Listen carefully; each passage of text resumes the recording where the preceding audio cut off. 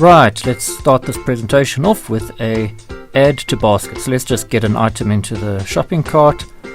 We can click view cart and we're going to buy this product. On your right you'll see a great big yellow button. Select a pickup point. You're going to click on this and we're going to select the Pargo pickup point the parcel will be delivered to.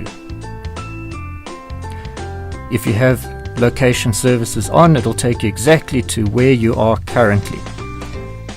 If you don't have location settings on, you can also search for your area.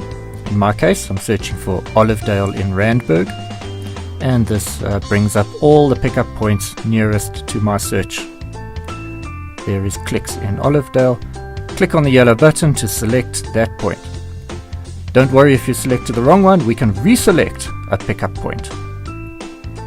Come back to the pop-up, find a new pickup point, click the yellow button, choose this point. You can continue changing your choice as much as you like until you finally settle on where you want the parcel to be delivered to.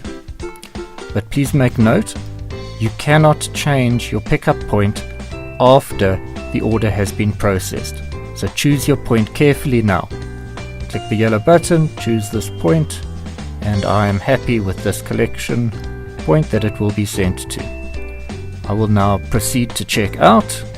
I'll fill in all the rest of my contact details. There my Pargo delivery collection point is still indicated, and then proceed to place your order.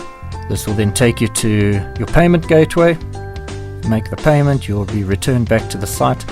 When the order is finished being processed, it will get handed over to Pargo, and Pargo will then communicate with you via SMS and email from there on out.